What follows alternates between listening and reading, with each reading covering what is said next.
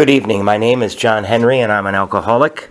In this Code Blue Big Book Action and Study seminar, we're going to go through the first 164 pages of the Big Book, the recovery section, and we're going to do the work that the first 100 people who recovered said we have to do to overcome this hopeless condition of mind and body.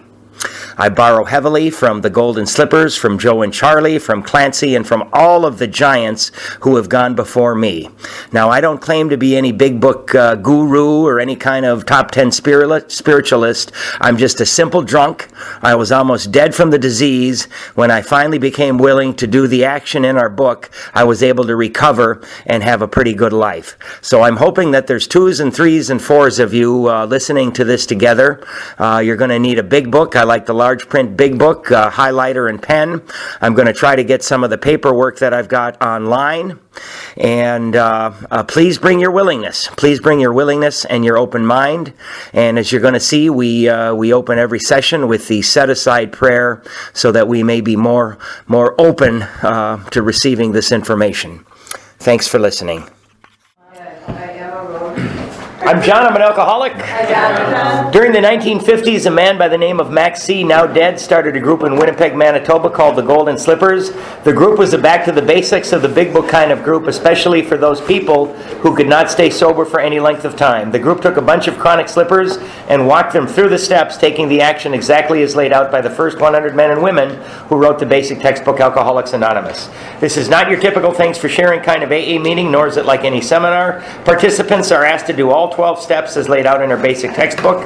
One or more of the people who have done this work before will be guides to lead you through the instructions in our basic textbook using a dictionary published at about the same time as the book Alcoholics Anonymous to help us better understand the directions as they were written by the first 100 men and women. We ask every participant to commit to the entire process. Though we read and study the AA Big Book, this group is not limited to members of AA. We who have participated in these groups before have come to understand that these sessions make us much better sponsors. We can now lead people through the steps exactly as given to us by those who have gone before, unfettered and unchanged. In addition to being a boot camp for sponsors, we also feel this is especially valuable to those who have been through some sort of treatment or rehab and have been in effect left off at step 3 or step 5. Recovery requires that we do all 12 steps. We recover in AA by taking the steps, and if we don't take the action as described in our basic textbook, we might not recover. These study and action sessions will guide you through the steps precisely as the first 100 men and women laid them down. These are back to the basic sessions, accepting the simple kit of spiritual tools that's been laid at our feet. Let's open with the set-aside prayer. God, please let me set aside everything I think I know about sobriety, life, and you, so that I may be open to a new experience. Peace. All right, welcome everybody. Tonight we are on steps 10 and 11. And I do. You see that our ranks have thinned a little bit. I know a couple of the people that have contacted me have relapsed and plan on doing the next Code Blue.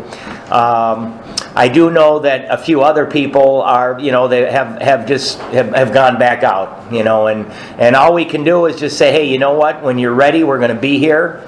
And we miss you, and we want you to come back. So that's all we can do. Now, I do want everybody, and I've got more flyers for the next Code Blue, and it's starting on January 17th. So thus far, I have one person signed up, and he doesn't have a vehicle. So, so if you just keep kind of announcing it, and if you think anybody can benefit from them, just kind of talk about it. I'd like to have at least 25 or 30 people. And the unfortunate truth is when we do get to the 4th and the 5th step, we do tend to lose a lot of people. But like I say, I mean, even if one person finishes it and does the work, I look at that as a success, because you know what? If you can make a difference in one person's life, that is an unbelievably wonderful experience. So I'm glad all of you guys are here. Again, because this isn't like most big book studies are just that. You study the big book and you don't do the work. Here we're actually we do the work. So that is a difference. So let's see here. We got a lot of paperwork over there, and I'll get to some of it, maybe not all of it, but there's some really interesting stuff. And you know what? Just for the heck of it, before we dive into the big book, Why doesn't everybody grab that serenity prayer? Let's see if I even have a copy. Let me grab one up here. So the serenity prayer, we alcoholics have begged, borrowed, or stolen absolutely everything in this program. We like to think that it's ours, these wonderful things that we've come up with. This was actually written by a guy, what the heck is his name? Reinhold Niebuhr, and I believe it was for a, what do you call that in the paper when somebody dies? I think it was for like a eulogy. So I'm going to read this, and Bill or his secretary saw it, and then Bill said, "Oh my God, that's great, let's use it," but they chopped it in half, and they left a big part of it out. So this is the full text of the original Serenity Prayer. God, grant me the serenity to accept the things I cannot change, courage to change the things I can, and the wisdom to know the difference. Living one day at a time, enjoying one moment at a time, step 11, accepting hardship as the pathway to peace, taking as he did the sinful world as it is, acceptance, not as I would have it, trusting that he will make all things right if I surrender to his will, that I may be reasonably happy in this life and supremely happy with him forever in the next. Amen. And when I look at this prayer, I love the whole thing. And I mean, even if it sounds a little bit religious, I don't care. I love what it tells me. And accepting hardship as the pathway to peace. My whole life, I didn't want any pain. I didn't want any hardship. Good time Johnny, all he wanted to do was drink, go out, party, meet girls. I didn't want to ever take the hard way. Today I know that the progress I've made was because of a lot of the pain that I had to go through to get here. And I do every morning, as we're going to see today when we get to step 11, there are some prayers that I say, mainly that, God, what is your will for me today? And please give me the strength to do that, is one of my favorite prayers. So I just thought that was kind of cool, the real serenity prayer. Yeah. It's one I didn't know that for a long time. So let's go step 10. We are on page 84. Now we've got just a little bit of reading in the big book today, but my God, it's packed with so much stuff, it's unbelievable. So we are midway down on page 84, about halfway down. This thought brings us to step 10, which suggests, highlight the next 4 lines, we continue to take personal inventory and continue to set right any new mistakes as we go along. We vigorously commenced this way of living as we cleaned up the past. You can stop highlighting there. And off to the left, let's write remain teachable. Remain teachable. Okay? So, and you don't need to write any of this, but a lot of times when people go through and they do this work, and they do their step 9 and they're out there making amends, they honestly do. I mean, we do get those promises. That is not a theory. And by the time we're even halfway through step 9, things are going really, really, really good for us. We've got a new job, we got a new TV, we got new clothes, new carpeting, maybe we got a new car, we're back in the house, maybe we're back in the bedroom. And, then we start to say, hey, maybe I better work a few extra hours to help pay for these things. And I've seen it where all of a sudden people start concentrating, they forget what they did to get there, and they start getting back into the material world, and they're working more, concentrating more on their home life. Maybe they're remodeling the bathroom, and they start to cut back on meetings. Right, and they're not maybe taking a step at the meetings. Maybe they're not offering to help the newcomer or take somebody through the book. And unfortunately, in this program, we cannot stand still. It's been my experience that if we're not going forward, we're going backwards. And once, hey, I got this thing licked. is kind of a bad way to go. And I have seen people go backwards and go back out, that were doing really, really well. So,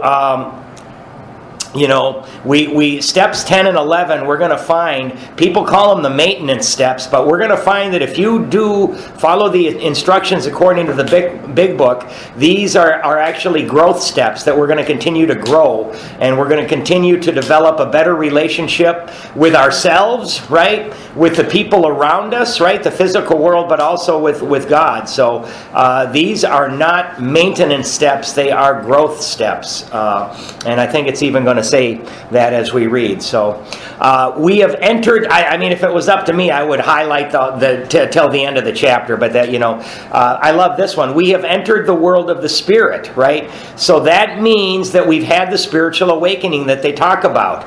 I heard one speaker, the way he put it, he said, we have woken up spiritually. And he said, when people wake up spiritually, they're no longer thirsty.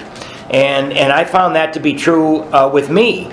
And that doesn't mean that I'm some kind of spiritual guru, what would a spiritual John look like? All that means is I'm awake to spiritual things that I would not ever have seen before in my life. I'm starting to see them now, and I'm starting to appreciate them in myself and others and in God. So I've woken up spiritually, and by no means have I reached any kind of a plane. I haven't. I need to continue to work. And here it is. Our next function is to grow, not maintain, but to grow in understanding and effectiveness. Okay, so right next to that sentence, but it's the rest of the paragraph, you can write step 10 instructions. Step 10 instructions. So again, it's saying our next function is to grow in understanding and effectiveness. I've got highlighted all the way to the end of the paragraph. This is not an overnight matter. It should continue for our lifetime, right? So, I mean, I was hoping that I would graduate at some point, but here it's telling me no. This is for the rest of our life. Continue to watch for selfishness, dishonesty, resentment, and fear. Okay? Next to that, let's write step 4, right? That's what we did in step 4. We looked at the nature of our wrongs, right?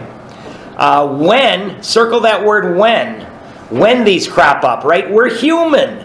It's telling us it's okay. We're going to make mistakes. We're human. These things are going to crop up in our life. I mean, for heaven's sakes, for me, this one or more of these crop up almost every single day. Thank goodness it tells me how to deal with them, right? When these crop up, we ask God at once to remove them. Okay, so that's a prayer right there. You can write a prayer next to that. Now, that's also step 6 and 7. Okay? So we already had step 4. When they crop up, we ask God at once to remove them. That's step 6 and 7. We discuss them with someone immediately. That's step 5. Right? I mean, if you got a sponsor, you can call a sponsor. That's great. I have some people at work, sometimes some of the girls at work, they think I'm funny, but if they're the only ones around, I might say, hey, you won't believe what I just did, right? Because it's kind of cool for me to share that. And make amends quickly if we've harmed anyone. Next to that, write steps 8 and 9. Steps 8 and 9. Okay?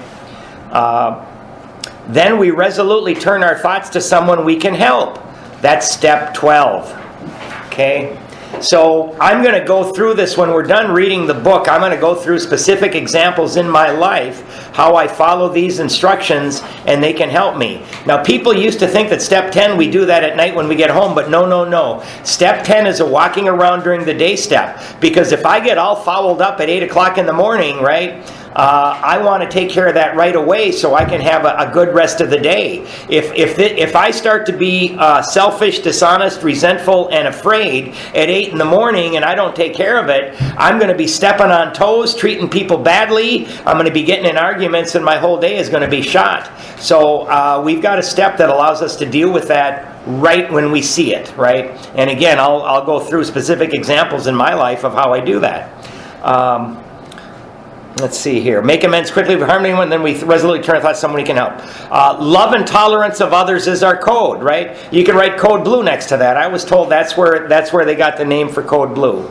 All code blue is, the guys, it was just a couple of guys that started, that took on this from the Golden Slippers, and they called it code blue. And funny enough, they stopped doing it just as I started to do it. I kind of took over for them. So I'm glad I did this like 4.5 years ago, because they're not doing it anymore. And we have ceased, you know what, we're going to highlight to the bottom of the page again. And we have ceased fighting anything or anyone, okay, even alcohol.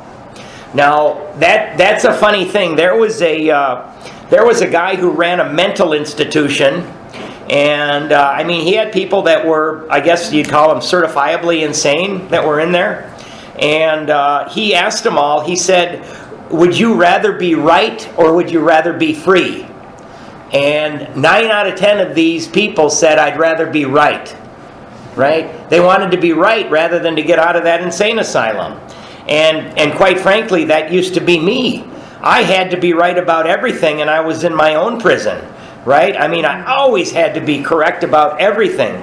And now, we have ceased fighting anything or anyone. There was a guy in a small group the other day. We were talking about the 4-step, and I was talking about how the book tells us to look at our resentments, our fears, and the harms we were doing.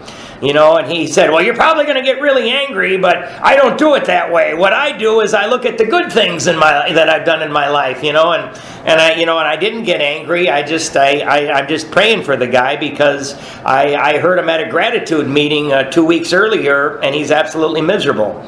And, but he thought I was going to get angry about it, and I simply not. All I'm going to do is pray for the guy.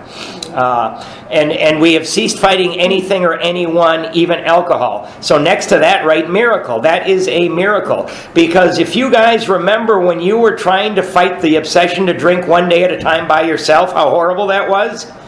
How horrible it was. It's, oh my God, I barely made it through the day. For me, what happened is when I did this work, the obsession to drink was lifted out of me, and I don't have it anymore, so I don't have to fight it. And I can be around my family members when they're drinking wine. The non-alcoholics, when we get together, they drink wine and they get funny, and some of them get emotional, and some of them do stupid things, and it doesn't bother me to be around them when they're drinking at all. It does not bother me one bit. Now, my 2 other brothers who are practicing alcoholics, when we're at family situations and other people are drinking, but they're not allowed to drink because they're alcoholics, how that works? Yeah, well, they're miserable. They are absolutely miserable. We were at my sister's wedding 3 years ago, and these 2 guys, they were just the gloomiest Gus of all. I'm up there dancing, having a great time, but they couldn't drink, and they were just in an awful mood. For by this time sanity will have returned. Circle the word sanity. Sanity. Now we get our sanity back on page 84, right? We will seldom be interested in liquor. If tempted, we recoil from it as from a hot flame. So we're going to write, next to that whole paragraph, we're also going to write 10th step promises. 10th step promises, right? We're not fighting anybody or anything. We've all got those people at work, and I was one of them. I had to get the last word on everything, and I had to make sure that you knew that I was right. If you did something to me, I had to make sure that you knew I wasn't going to let you get away with it.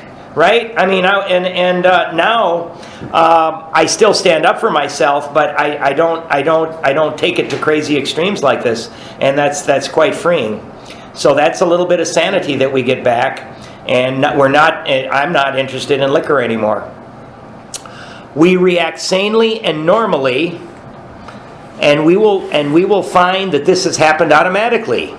We will see that our new attitude toward liquor has been given us without any thought or effort on our part. It just comes. That is the miracle of it. We are not fighting it. Neither are we avoiding temptation. Underline the next sentence. We feel as though we had been placed in a position of neutrality, safe and protected. You know, my whole life, over the 25 years of relapsing, in my mind, I always pictured myself with a sword. And I was going, ha, ha, fighting the booze and the cocaine. Stay away from me, ha, you know, and I was fighting it. And I always lost. You know, God has now removed that from me. I didn't do it. God did it. We have not even sworn off. Instead, the problem has been removed. It does not exist for us. We are neither cocky nor are we afraid. That is our experience. Okay, we're going to highlight this one. That is how, this sentence, that is how we react so long as we keep in fit spiritual condition. Okay, so, you know, golly, how do we keep in fit spiritual condition? And I think the overall answer to that is by practicing the principles of this program, by trying to live by the principles of this program.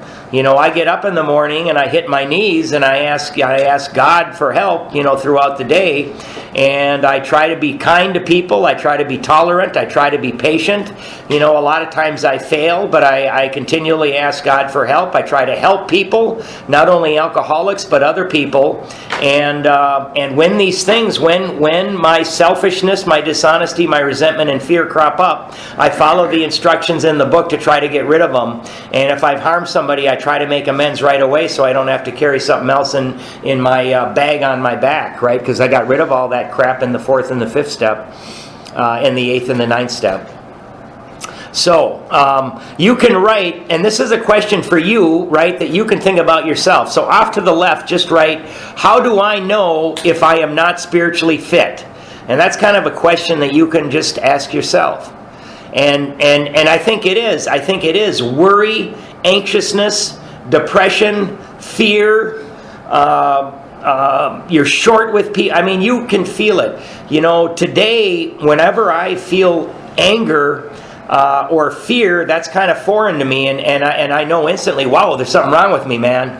My chest is tight and I'm angry. That is a foreign feeling, and I know there's something wrong with me. We're going to highlight the next 2, 4, 6 lines.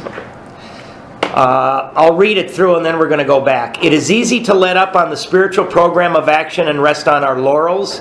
We are headed for trouble if we do, for alcohol is a subtle foe. We are not cured of alcoholism. What we really have is a daily reprieve contingent on the maintenance of our spiritual condition. Okay? So, that last line, well, I'll get to it when I get there. So we got that highlighted. So let's go back to the top. It is easy to let up on the spiritual program of action and rest on our laurels. So people I know, I mean, I go to meetings and all of a sudden you see that a lot of the old timers are no longer coming to the meeting. And it's like, well, what the heck's going on? I mean, I think that is one of the worst things because we need to be here for the newcomer. And I mean, that's like, I'm going to take mine and go home. I mean, that's a horrible thing to do. Rest on our laurels. So circle the word laurels, draw a little arrow over to the left, and we're going to write a definition of that. Things I've done, accomplishments I've achieved, and again, I'm going to write good things I've done, past tense. Past tense. Things I've done, accomplishments I've achieved, a little bit of redundancy, good things I've done, but it's past tense. Things I've done, accomplishments I've achieved, I guess you could just put past tense right there. So that's laurels, right? And sure, we've all done good things in the back, right? We are headed for trouble if we do, for alcohol is a subtle foe. Circle the word subtle foe and draw a little arrow up to that margin just above it, and we're going to define subtle foe. Okay, subtle. Sly, clever, devious, difficult to detect. Wow, that's in this case, that's what it means. Sly, clever, devious, difficult to detect. That's just the word subtle. Okay? Now, the word foe, personal enemy. So, sly, clever, devious, difficult to detect, personal enemy. Wow. Alcohol wants to kill us. This disease wants to kill us. It doesn't care what we've done. It wants to seep back into our lives. It wants to take over. It wants us to think that we're lousy people, or it wants to ultimately make us worried. It wants to make us angry, and it wants to make us drink, and it wants to kill us. Alcohol is a subtle foe. Remember, it said earlier in the book that alcohol was but a symptom. Sly, clever, devious, difficult to detect personal enemy. We are not cured of alcoholism. What we really have is a daily reprieve contingent on the maintenance of our spiritual condition. So, I always have a picture in my head of the governor with his red phone picking up and going, "Hey, let's give John Henry another day." We'll give him another day, right? We get a daily reprieve. Now, it's very important that we understand that this says on the maintenance of our spiritual condition. That's not how we're feeling. It's not how we think we feel. It's not what we think our spiritual condition is. It's on the maintenance. So that means that if I get up in the morning and I ask God for help and guidance, if I try to help people, if I try to be kind to people, if I maybe go to a meeting or call a sponsor or a sponsee, I am doing the maintenance things that I need to do. Those are actions. So it is contingent on the action to keep our spiritual condition alive, not on how we feel. Because we're going to have bad days and we're going to feel like crap. And our spiritual condition isn't how we feel. It's what we do, right? At the end of a very hard day, they're not going to say, "Oh, John Henry was feeling really bad that day. He was feeling lousy." No. What they're going to do is they're going to say, "What did John do on that day? How did he treat others? Did he ask God for help? Was he, what was he doing?" So it's the maintenance that's a huge difference, right? We've got to do the actions on a daily basis. Every day is a day when we must carry the vision of God's will into underline all of our activities. And I'm sorry, by daily reprieve, write postponement of death sentence, if I didn't say that. That's basically what a daily reprieve is. It's a postponement of a death sentence. Because even if we weren't close to that in our drinking career, we certainly would be. So that's about 4 lines up. We are not cured of alcoholism. Postponement of death sentence, right in there. Into all of our activities, underline all. And then we're going to underline the next sentence. How can I best serve thee? Thy will, not mine, be done. Next to that, we're going to write 10th step prayer. 10th step prayer. Okay? And the other one, I don't know if I said it, but way back where we started, we asked God at once to remove them, which was steps 6 and 7. That's also a 10th step prayer over there too. These are little prayers that we can say throughout the day. These are thoughts which must go with us constantly. We can exercise our willpower, underline willpower, along this line all we wish. It is the proper use of the will. So remember, when we tried to use our willpower to stop drinking, it did not work at all, right? But now we're using our willpower in a different way. We're trying to align it with what we think is God's will. And when we do that and we're in unison, it's going to work for us. It's going to work for us.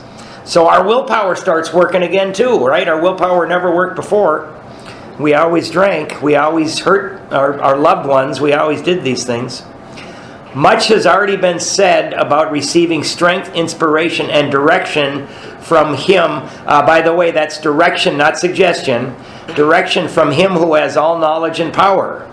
If we have carefully followed directions, underline that, followed directions, okay, again, not suggestions, we have begun to sense the flow of His Spirit into us. To some extent, we have become God conscious. We have begun to develop this vital sixth sense. Underline, but we must go further, and that means more action.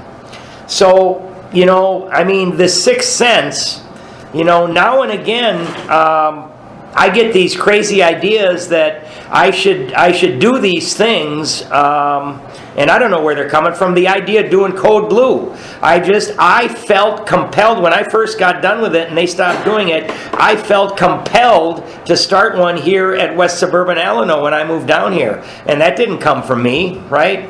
I think that was some intuitive thought.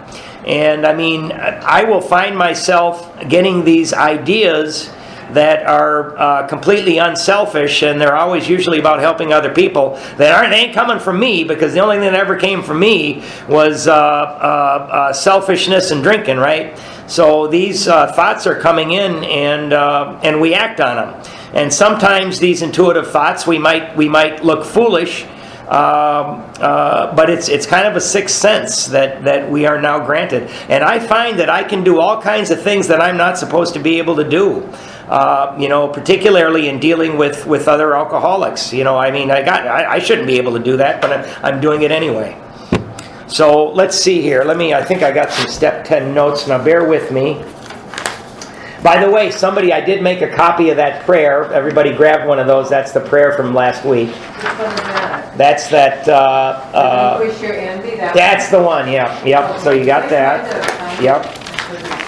So that's on there. So we've got a couple of sheets here. Let me see.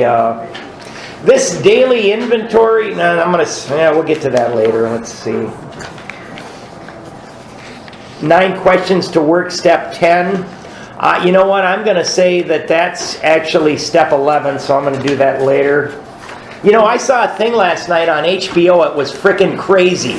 It was called Dangerous Drinking or something to that nature. I was watching it. Yeah, one of the guys, what they did, this was unbelievable. He went to treatment for 90 days. Because the first thing I tried to do was control my drinking while drinking. Through Antabuse and other things. They tried to teach this guy how to control his drinking. He's a raging alcoholic. So they had him measuring his booze out in ounces and everything. And as soon as he got back home, he went out and bought a couple of fifths of rum. But I just thought it was absolutely ridiculous. These people, if you got a real alcoholic, the allergy is going to kick in and they're going to need more. I've never seen such a thing. But I mean, it was very enlightening. And there are treatment centers out that are trying some really wacky things on alcoholics. But it's on HBO, and I mean, it's quite amusing. I think it's worth a look. Control your drinking. I can have 8 ounces in the next hour, right? No way, man. Anyway, let's see here. I'm going to read some notes on step 10, so you can just sit back I got notes all over the place here. Let's see here. Step 10, right? So I have worked hard on steps 4 through 9. I have experienced the power of what's called the vital spiritual experience. I continually experience the power of the fellowship here in these rooms, right? So step 10, we want to protect and maintain and grow my new life, my newfound freedom, right? From drugs, alcohol, gambling, misery, despair, fear, and anger. That was what my life was all about. So we take daily inventory. Even when things seem to be going well, we still should take our daily inventory. One of my favorite quotes, eternal vigilance is the price of liberty. That's from Thomas Jefferson. If we're having problems with step 10, we go back to steps 3 and 4, right? Turn my will and my life over to the care of God. That's my thoughts and my actions, right? And step 4, a business which doesn't take inventory usually goes broke. So we're taking inventory on a daily basis. In living sober, we cannot afford to hold on to useless, harmful attitudes and practices, right? We've got to cut our losses, reduce our pain and the harm that we're doing ourselves and others. So step 10 is a daily revisiting of steps 4 through 9, as we saw. We're now living by a new code. When I was not living by these steps or practicing these steps, my life I wasn't living by a code, my life had no meaning. So we continue to watch for selfishness, dishonesty, resentment, and fear. And again, the book says when these crop up, right? So where are they going to crop up? They're going to crop up in our thoughts and our motives. They're going to crop up in our words, and they're going to crop up in our actions. And you know, funny enough, it's easier to deal with our thoughts and our feelings before we express them. So one of the wonderful things I've discovered in this program is because I used to just blurt out anything right away when I felt something. I keep my mouth shut now. Keeping my mouth shut saves me so much grief. It's unbelievable. Unbelievable. If I'm feeling angry, I do that thing where I don't say anything and I think about it, right? If we let others make us angry, right? Well, first of all, nobody can make us angry. But if we think that, we give other people control over our lives. My anger comes from my fear, my anxiety, my insecurity, and the perceived threats to my basic instincts. Those are those 4th step sheets again, right? My social standing, my security, and my sex life. When I do make mistakes, I got to immediately correct them by making amends. And even if somebody was nasty to me and I'm feeling really angry and pissed off about it, there's still something wrong with me if I'm feeling that, right? Because I want to stay sober and I want to improve myself. And those feelings, that is something wrong with me. Now, one thing that we tend to do in step 10, and it's called the partial apology. So if we yell at somebody, you know, at work or something, we say, well, you know, I shouldn't have done that. However, if you wouldn't have done that earlier, right? No, we just go and we say, hey, man, I was wrong. I made a mistake. I shouldn't have done that. I was wrong. Same as we did in the 9th step. If somebody hurts me, right? And I'm feeling vindictive and indignant and angry, I am experiencing spiritual dis-ease. That's dis-ease if I got that rolling around in my head, no matter what somebody did, right? And in the 12 and 12 it says if somebody hurts us and we are sore, we are in the wrong also. And if I hang on to a resentment, I cause harm to myself and to others, right? I kind of like peace. I like a peaceful life. The sooner I let go, the sooner I get my serenity back and my self-control. When we're practicing step 10, we should discuss the incident with our sponsor if we can. Now, some of the benefits of doing this is we can dissolve misunderstandings. That's a wonderful thing, man. We dissolve misunderstandings as they just happened, rather than letting them fester, right? We get rid of the fear that people will discover what we have done. Right, so we get rid of a lot of stress if we take care of it right away. I made a mistake. I did this. It's gone. We get freedom from guilt and shame, and we're more able to help other people. Those are some of the benefits, right? Morbid reflection. That's when we beat ourselves up, and we'll read that in step 11. That's when, oh my God, how could I have done that? I'm a horrible person. That's no good. Right? We fix it and we move on. Right? Once we've made our amends, we got to let it go. So we're easier on ourselves and we can be of better use to God and other people. So again, the purpose, we continue to grow spiritually. If I don't move forward, I'm moving backward. That's been my experience. 10 is something we do on a daily basis. It's working steps 4 through 9. You can look at those 9 questions. Actually, we'll look at those in step 11.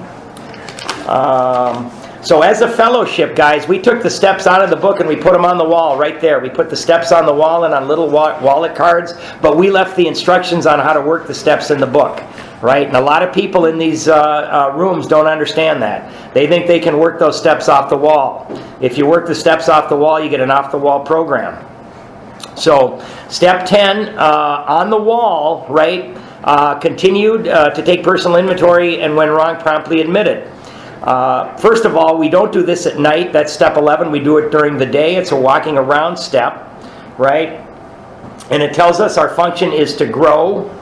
And let's see here. There's no way that we can practice step 10, which is 4 through 9 on a daily basis, and stay the same and not grow. If you follow the instructions in the book, you are going to absolutely grow. Now, I've got an inventory sheet in my head. It's that 4-step inventory sheet that we've done, and I have trained myself on how to use it. If I'm screwed up at 8 in the morning, I used to be pissed off or afraid all day. I used to wait until I got home at night to take care of it, right? If I do that, I have wasted another day in anger, worry, depression, fear, etc. So what we do when we're feeling resentment or fear, we go over to the corner and I'll say something like, okay, John, who am I mad at? Okay, John, what did they do to you? Then I take that inventory sheet that we worked, I say, what part of self is affected? Okay, John, what, if anything, did you do to get this thing started? Okay, John, which character defect set this fear or anger into motion? And I cannot get upset unless my character defects, dishonesty, selfish, self-centered, frightened, or inconsiderate, are activated, right? And I can usually spot it right away, and I say, okay, God, you know I don't want to be this way. Please take it away from me, whatever it is. I try to discuss it with somebody right away. If I've done something, I make amends quickly if I've hurt anybody. And in 10 to 15 minutes, it's all gone, and the rest of my day is okay. I have wasted all the time that I want to waste in resentment, fear, anger, worry, depression, etc. I don't have to feel that way anymore, and I don't want to, right? I like feeling good, and that's what step 10 lets us do. So we continue to learn more and more about ourselves, about God, about other people. It's a new dimension of living. Funny enough, if I stay angry or fearful, resentful, depressed or selfish, it's because I want to be that way, and I can no longer blame anybody else, right? I was in a small group about a year ago. I love this story. I was talking about how I tried to use meetings to stay sober, and I had no success until somebody took me through the book and I did the work. And I talked about how I had a spiritual awakening through the working of the steps, and that what was saved my life. Now the very next guy, right, we're in a small group, and there's 3 chronic relapsers in that group. One of them was about to be divorced, another one was going to lose his 2 kids, and another person was hanging on to her job by a thread, right? Chronic relapsers. The very next guy that went, he goes, I'm going to be the devil's advocate about this, right? And all this, I could feel the fear and the anger building up just when he said that, right? And then he went on to say, all I ever did was step 1. I did step 1, and then I go to a lot of meetings, and that's all I've done. Then he reached in his pocket, and he pulled out a shiny 35-year coin, and he said, and I got a 35-year chip to prove it, right? So I was getting pissed, man. Right at, directly kind of, and he's going around, and then these other, I didn't even hear anybody else that talked the whole time, right? And I didn't say anything, I was gonna grab him and push him up against the wall and say, you're killing people, but I just glanced up and I saw the tradition, right? The only requirement is a desire to stop drinking. Said, well, I better not. So I didn't say a word to this guy, so I didn't know anybody, I didn't do anything. I owed nobody an amend. I left there, and 2 hours later, I was getting angrier and angrier. My whole day, I was, and I couldn't do anything. And, so Eric happened to be staying with me, and so I said, well, the book says I got to talk to somebody, and so I went and I said, Eric, there's this guy, I didn't name him, I said, he's killing people by telling him this, and I talked to Eric about it, and I said, okay, God, take it away from me. Well, about an hour later, I was even angrier, and I said, what's going on here? And I said, well, I better get out that 4-step sheet. And so I looked at the sheet. It said, who are you angry at? Well, I was angry at this guy. Why do you have the anger? And all of a sudden, I thought a minute. I said, wait a minute. I'm not angry because he's killing other alcoholics. I'm angry because he directly contradicted what I said. Oh, my God. Okay, well, what part of self is being affected? Oh my God, my social instinct, particularly my self-esteem. He was 35-year chip. I'm just a little guy with 4 years. And I said, oh my God, I'm angry because he attacked my self-esteem. Right? So then I went through it and I said, well, what's the nature of my wrongs? Was I dishonest? No. Was I self-seeking? Yes, I was self-seeking. I wanted everybody to say, oh, listen to that John Henry fellow. What he said was so good. It was just wonderful, right? I was self-seeking. I wanted that. Was I afraid? You bet I was afraid because I knew he was going to contradict me. And was I inconsiderate? You bet. This guy managed to stay sober. I don't know if he was a real alcoholic or not, but he stayed sober for 35 years, and I totally dismissed his experience and how he did it. So I was absolutely inconsiderate of what he did. Now, once I said that, I went back to Eric. I told him what an idiot that I was, and then I said, God, please take it away, and then I called one of my sponsees, and it was gone, right? So once I discovered what was really going on and followed the instructions and went away, I was playing the I am holier than thou card, and that wasn't it at all, right? So that's just one. I had another one just the other day. I mean, it was a simple one. I spent 3 hours with this lady and her daughter at work, picked out all kinds of stuff, and, all of a sudden, discovered that I got an email late at night that they had gone somewhere else and bought all their tile, for less. So, of course, immediately I got, you get all pissed off, right? But then, when I worked through that one, that was my security instinct. I wanted the money. And I was inconsiderate of maybe they found something they liked better, but also maybe I didn't do my job good enough, right? And so when I did that, and then I said a prayer, that one actually went away real quick. So we can use these things to get that horrible feeling in our chest the hell out, because we do not want that in there. And that's also true when you have something that you're really afraid of. So this is a definite step that we can work, and sometimes I find that I like that comfortable feeling of being angry and of feeling morally superior to other people, right? And if I stay that way, that's going to allow me to rationalize not doing something I know I should do, or continue to do something I know I shouldn't. Now, luckily, eventually I'm going to catch myself. Sometimes the pain has to get kind of hard, but I'm going to eventually catch myself, and I'm going to say, okay, you numbskull, let's go through what we're supposed to do and get rid of this crap, right?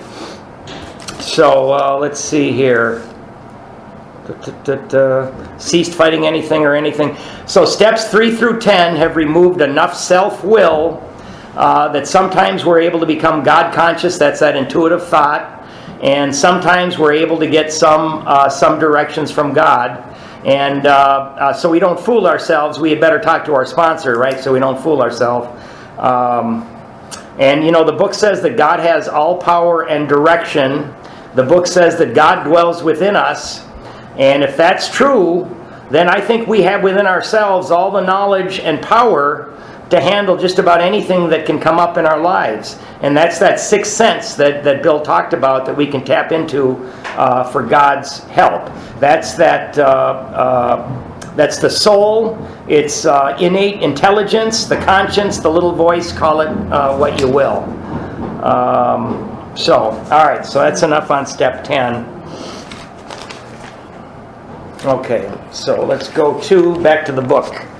We'll move on to step 11. Highlight that first sentence. Step 11 suggests prayer and meditation. Just that little sentence there. We shouldn't be shy on this matter of prayer. By the way, I want everybody to think about the 2 worst things you've ever done in your life. Don't want you to dwell on it, but just think about them, right? And then ask yourself, could you have done those things if you were in the sunlight of the Spirit, right? When I look at the 2 worst things I ever did, if I was doing what I'm doing today and asking for God's guidance and the strength to carry it out, there's no way on earth I could have done those 2 things that I've done. Now, so you don't get depressed, also remember that there are no mistakes that we can make, right? There's no mistakes that are so ugly that God can't turn them around into something wonderful, and that's usually by us sharing our experience, strength, and hope with other people and helping them. But the sunlight of the Spirit, I can't even think about doing the things that I used to do on a daily basis. We shouldn't be shy on this matter of prayer. Better men than we are using it constantly. Underline the next sentence. It works if we have the proper attitude and work at it. So at the top of the page, let's write something. Spirituality is a set of rules. Believe it or not. Spirituality is a set of rules. I mean, I have to follow the instructions in this book because I'm a hothead. I'll go crazy if I don't do it. And we get better. We get better as we practice these things. We get a lot better at them. It works if we have the proper attitude and work at it. It would be easy to be vague about this matter, yet we believe we can make some definite, valuable suggestions. So be vague about this matter. That's, when Bill Wilson wrote this book. He started this book at 3 years sober. Number one, he didn't have any training in psychiatry, no training in religion, no training in counseling, nothing.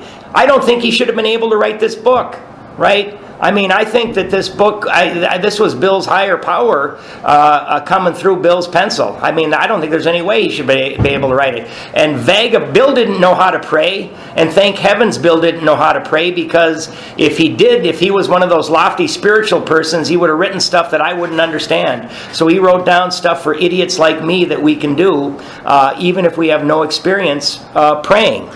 So he's going to give us some suggestions. So where it says when we retire at night, you can write PM. Those are PM instructions. When we retire at night, and I mean I highlighted the whole thing because they're all the instructions. When we retire at night, we constructively review our day. Okay, so the book tells us we're going to inventory. So here it is again. Were we resentful, selfish, dishonest, or afraid? Put step 4 next to that. Do we owe an apology? Step 8 and 9. Have we kept something to ourselves which should be discussed with another person at once? Step 5. Were we kind and loving toward all? I guess, I don't know what you could just say step 12 maybe. What could we have done better? Were we thinking of ourselves most of the time, or were we thinking of what we could do for others, of what we could pack into the stream of life? But we must be careful not to drift into worry, remorse, or morbid reflection. Underline morbid reflection. And next to it, let's write, beat self up about past. Just to put a little definition. Beat self up about past. So, I do something at work and I say, my God, I've been sober for 5 years and I did that. I haven't learned anything. What kind of a horrible person am I? John, you are the worst. I can't, but what did you, and that's what we sometimes do to ourselves. And you know what? We're humans, man. We're going to make mistakes, doggone it. This book is giving us permission to make mistakes and to be human and to try new things. We're not going to know everything, right? We're humans, and we are not to beat ourselves up about it. Now we are to follow the instructions and fix it and make an amend if we owe somebody, right? But no morbid reflection. I used to sit down and think I was the worst son on earth, and the only way I could shut that off was by taking a slug of whiskey. For that would diminish our usefulness to others. After making our review, we ask God's forgiveness and inquire what corrective measures should be taken. So there's a prayer. You can write step 11 prayer there. So, the book's telling us that, and you know what? If we do this, and we're going to look at the step 11 sheet I got, if we spend just a couple of minutes at night and we review our day, we're going to keep ourselves clean, right? And I wish that I could say I did it every night. I don't. I'm lucky if I do it once or twice a week. But if we do this on a regular basis, we keep ourselves clean. Okay, so on awakening, so we can write AM next to that, AM, when you get up. One thing, I heard one guy, so he said the first thing you do when you wake up is invite God into your life. And so as soon as I open my eyes, I'm like, God, please come into my life today, right? On awakening, and again, I highlighted that whole paragraph because it's all instructions. On awakening, let us think about the 24 hours ahead. We consider our plans for the day before we begin. Here's another prayer. We ask God to direct our thinking, especially asking that it be divorced from self-pity, dishonest, or self-seeking motives. All right, there's a nice prayer. Under these conditions, we can employ our mental faculties with assurance, for after all, God gave us brains to use. Our thought life will be placed on a much higher plane when our thinking is cleared of wrong motives. Right? So we're going to look at the sheet at the end. I got a sheet on my bedstand. In thinking about our day, again, I highlighted to the end of the paragraph because these are all instructions. In thinking about our day, we may face indecision. So this is during the day. We may not be able to determine which course to take. So here's another prayer. Here we ask God for inspiration, an intuitive thought, or a decision. So that's another right prayer next to that. We relax and take it easy. We don't struggle. We are often surprised how the right answers come after we have tried this for a while. So, Is that like a promise? yeah, there's a promise in there too, you bet. So, what we do, we alcoholics are busy people, right? I want the answer now. I got to have it right now. I got to get this fixed right now. If I don't fix it immediately, I can't go forward with the rest of my day. Well, that's not true, right? Say, hey, God, I'm going to need some help from you. I'm going to need some inspiration. If you could give me an intuitive thought or maybe a decision, that would be great. And you know what? By golly, maybe an hour later, something will pop into my head. Call Todd. Maybe I'll call Todd and he might have the answer for me. Right? So if we ask for help and we go about our day. Because my head, the way it used to be in the past, is I would put that, it's like my head's like a used computer. I'd put it in there demanding an answer and it would spit out, does not compute. I would shove it back in, does not compute, and I would drive myself nuts. So we ask for help, we relax, we take it easy, and we are often surprised how the right answers come after we've tried. And again, we get better with practice. With all of this stuff, we get much better with practice. So at the bottom of the page, let's write a little something here. And this is if you have a new sponsee, write have sponsee call after PM prayers. A lot of times, you're getting somebody through the first 30 days. It's okay to have them call you 3 times a day, but it's always a good idea, and sometimes after AM prayers too, but have sponsee, after you've said your prayers for the night, give me a call, right? Just make sure that person is okay. And obviously I'm a firm believer that men sponsor men, women sponsor women. So again, first thing in the morning, I like to thank God for being alive, thank Him for the day. How can I be of service to you and my fellows? Lead by example. These are just some things to think about. So what used to be the hunch or the occasional inspiration gradually becomes a working part of the mind. Being still inexperienced and having just made conscious contact with God, it is not probable that we are going to be inspired at all times. We might pay for this presumption in all sorts of absurd actions and ideas. We always bounce things off of other people that we trust, right? Nevertheless, we find that our thinking will, as time passes, be more and more on the plane of inspiration. We come to rely on it. I can rely upon my thinking a lot more now than I could 4 years ago, I'll tell you that. We usually conclude the period of meditation with a prayer. So you can write, this is another prayer, that we be shown all through the day what our next step is to be. Actually, just highlight to the end of the paragraph. These are all prayers. That we be shown all through the day what our next step is to be. That we be given whatever we need to take care of such problems. We ask especially for freedom from self-will and are careful to make no request for ourselves only. We may ask for ourselves, however, if others will be helped. We are careful never to pray for our own selfish ends. Many of us have wasted a lot of time doing that and it doesn't work. You can easily see why. So after that, you can write foxhole prayers, right? We've all done them. Get me out of this and I'll never do it again, I promise. I believe it was Pythagoras, the mathematician, who said it does no good to pray for something for ourselves because we don't know what we need, right? And I've found that to be true. We don't know what we need, right? You guys might laugh, but when I first sobered up, guess what I wanted? $1 million, a mansion, and a nymphomaniac. Any one of those things would have killed me. So we don't know what we need. What I needed was a good sponsor and somebody to take me through the book, right? If circumstances warrant, we ask our wives or friends to join us in morning meditation. If we belong to a religious denomination which requires a definite morning devotion, we attend to that also. If not members of religious bodies, we sometimes select and memorize a few set prayers which emphasize the principles we have been discussing. There are many helpful books also. Suggestions about these may be obtained from one's priest, minister, or rabbi. Underline, be quick to see where religious people are right. Make use of what they offer. Right? So, I used to be a big scoffer. I didn't think that religious people had anything to offer. I would look at Jim Bakker. Look at those televangelists that have done this and that. And I wouldn't think any of those, or doctors for that matter, right? He tells us we've got to see where religious and medical people are right. So we've got another prayer here. So let's highlight to the bottom of the page there.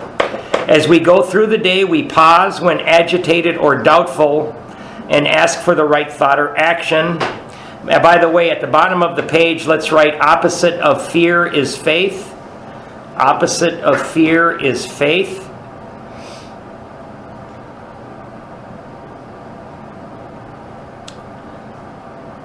And ask for the right thought or action. We constantly remind ourselves, keep highlighting, that we are no longer running the show.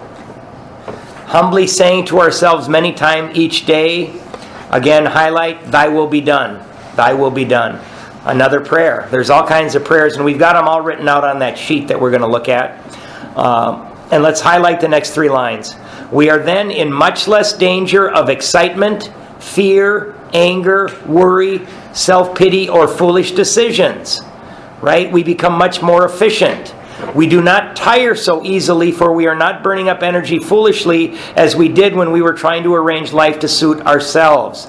So my gosh, I used to run around trying to get people to think I was somebody I wasn't, doing all kinds of things to try to manipulate and control and be right and do this and that, and just exhausting myself, and it never worked. It never worked, right? For we are not burning energy foolishly as we did when we were trying to arrange life to suit ourselves. That's the actor who's trying to run the whole show. It works, it really does. We alcoholics are undisciplined. So we let God discipline us in the simple way we have just outlined. But this is not all. Highlight, there is action and more action. Faith without works is dead. There's that phrase again. The next chapter is entirely devoted to step 12, right? So again, I honestly think, and again, I think that's the book of James. Bill did not know how to pray, and that's why he gave us the working man's instructions, right? Somebody like me that has no idea either how to do it. So I'm going to read a little bit about step 11. Some notes here. So again, eternal vigilance is the price of liberty. We've got to inventory, and we've got to see what we're doing. I don't know, I'm sure one of you will know, what is that phrase? Something about an unexamined life is a life not worth living, something to that extent. So eternal vigilance, we got to keep an eye on ourselves. And a business which takes no regular inventory goes broke. And for us to go broke is to go back to drinking. So again, 3 areas to look for when we're taking inventory: our thoughts and our motives, our words and our actions. Our words and our actions are big. So we deal with thoughts and feelings before we open our mouth. Let's see, I guess I already read that. So, step 11. Okay, signs that we're on the right path. If you've got somewhere to write this down, these are 4 things that tell us we're on the right path. Okay, the first one is we have a deep sense of gratitude, right? We have a deep sense of gratitude. I'm so thankful just to be alive. And gratitude is something we can practice too, right? I mean, if you're ever feeling self-pity or whatnot, it's like, just think of things in your life. I mean, you can come up with a list of 30 things that you're grateful for if you sit down. So 1, deep sense of gratitude. 2, a feeling we belong in the world, right? I used to think that I was not a real person. I said, well, I'm not a real person. I don't have real feelings, right? So I certainly don't, belong them, and I don't deserve to be happy, right? Feeling we belong in the world. 3, growth of self-esteem, right? We're starting to like what we see when we look in the mirror. Growth of self-esteem, right? We gain self-esteem by doing esteemable acts. And and a lot of times, I mean, and I bet Todd can testify to this. You get some people, into the halfway house, and you try and get them a routine. Something as simple as making your bed. You get people to make their bed and clean up after themselves. Those are acts of self-esteem that some people come into this program, they don't even have that. 4, feeling that we have rights and are worthy.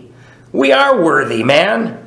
Feeling that we have rights, and we have rights, right? We don't need to let people step on us. If somebody in here, if they're saying everybody steps on me and everybody, well, if they say that, just say then get up off the ground. Get up off the ground, right? Feeling that we have rights and are worthy. God doesn't want us to fail. God wants us to succeed, right? Here it is. There's the Pythagoras quote. Do not pray for yourself. You do not know what will help you. That's what he said. Do not pray for yourself. You do not know what will help you. God wants us to stay sober and help others. And I believe that God speaks through others, right? God speaks through others. And again, this little inventory, step 10, during the day, step 11 at night and in the morning. At night, though, is when we make our review. That's very important that we kind of look back at the day. And step 11 in the morning, Bill says we consider our plans for the day, so we kind of run through what we're going to do, and then we ask for God's help throughout the whole day. So we can, one of my sponsors said, if you don't do 10 and 11, right, we can wait until the crap builds up, and it builds up, and it builds up, and we're just about insane, right? We feel like crap, and we're thinking about drinking again, right? Or we become full of anger and fear, right? We treat others badly. We become cut off from God. We're almost ready to drink, right? And then we have to go back and do a formal 4, 5, 6, 7, 8, and 9. Or we can do a little bit every night and every morning and keep in fit spiritual condition, which is connected to God, connected to others, and at peace with ourselves. So if we do these things, we're going to be okay. And there are people that, I just heard a speaker the other day, and she said there's nowhere in our literature that it says that we do a 2nd, 4th, and 5th step. I myself did a 2nd, 4th, and 5th step, and I was glad I did because I had missed a lot of stuff. But what she went on to say was, we do it continually in steps 10 and 11. We do it continually in steps 10 and 11 on a daily basis. I think God bless people that sit down and do a formal 4th and 5th step every year. I think that's wonderful. Nothing wrong with that at all. All right, so I just have a little bit of paperwork to look at real quick. And again, whoever wrote this, I don't think that the person that wrote this was necessarily an alcoholic. It says 9 questions to help you work step 10. I think this looks like you're asking yourself something at night, so it's step 11. How may I have harmed myself or someone else today? So this is after the day's happened, right? Which of my character defects has caused me to do those harmful things? How was I selfish, dishonest, resentful, or fearful? Did I ask my higher power to remove my selfishness, dishonesty, resentment, and fear as soon as I was aware of them? That is step 10. We do it right away. What is left for my higher power to remove? Did I admit my mistakes promptly and make amends? We're looking, hopefully that would be step 10 if we did it. What do I still need to take care of? That's step 11. How often during the day was I feeling gratitude, and how often was I feeling self-pity? Self-pity is very, very dangerous for us. And if you're ever feeling self-pity, I want you to get out a pen and write out some things you're grateful for. What good did I do today? How was I loving and compassionate? Who did I help today and how? Right? Thy will, not mine, be done. So that's just some things. This is another just little daily inventory sheet. I really don't even know where I got it. The daily, it says things to watch out for. Answer in writing, who, what, when, where. Was I selfish? So some people, make a bunch of copies of this, and they maybe just do this for a little while till they can do it in their head. Was I dishonest? Was I inconsiderate? Was I resentful? Was I angry? Was I afraid? Anything else negative? And you know what? Most of us are going to have a little bit of that every day. Then things to be grateful for. Evidence something is working in my life to change me. And these crippled attitudes. Again, who, what, when, where. Be specific. Example of faith or trust. Prayer, meditation. Helpful to a person, situation at work, feelings of hope, examples of doing the right thing, taking positive, growth-oriented steps, any examples of anonymous good deeds when nobody's looking, anything else positive. These are just little things that we can look at. And then let's look at this sheet that I love. This is the Step 11 Prayers and Meditations. So this, you just put this little baby out. And you don't necessarily have to. You can do the same thing by going to the book. But let's look on the left-hand side. Everybody got Step 11, Prayers and Meditations? Okay. So let's go to the left-hand side. Big book, page 86. On retiring at night, constructively review your day. So this is 11 again.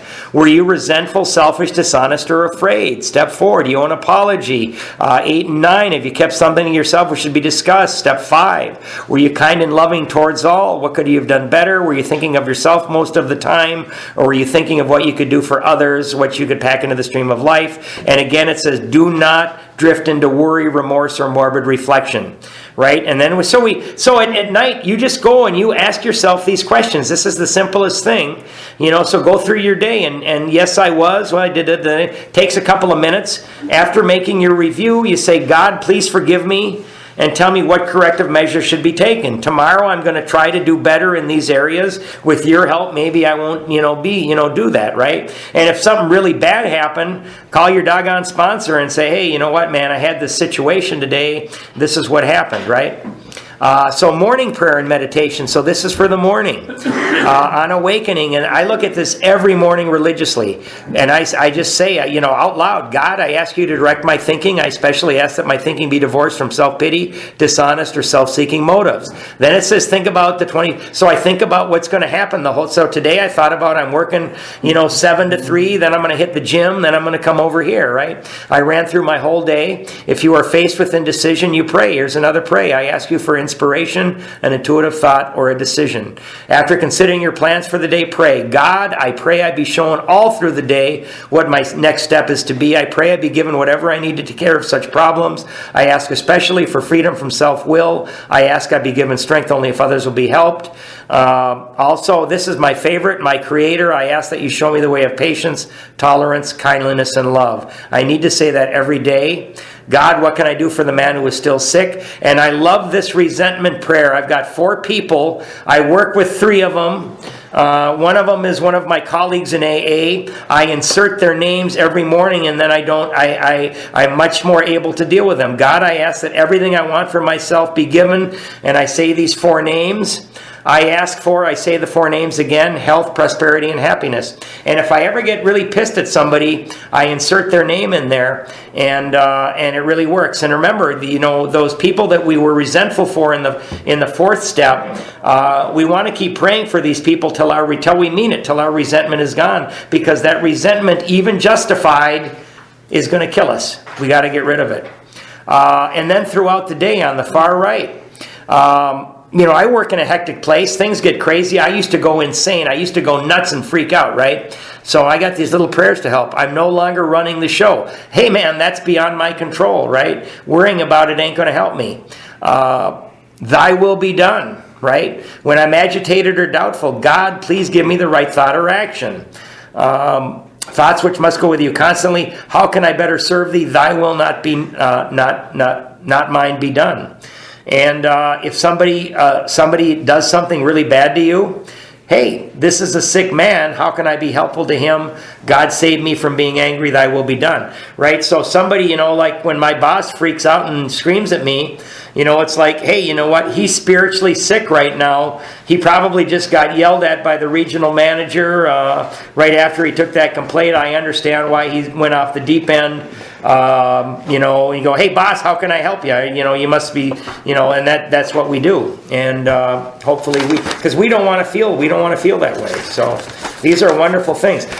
My whole life was lived, my chest used to be tight from the morning I got up, racing head, tight chest, angry, worried, anxious all day long. I'd try to go to bed at night, my heart would be racing, I would be thinking and worrying. And with these things, I no longer have to live that way. The only way I could shut that off was by drinking and drugs. So I think that's it on steps 10 and 11.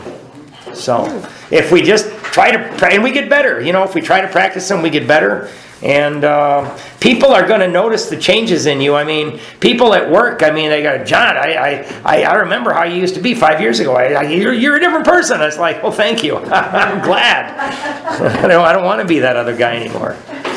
So I think that's it. Let's close with the 7-step prayer on page 76, I believe it is. All right.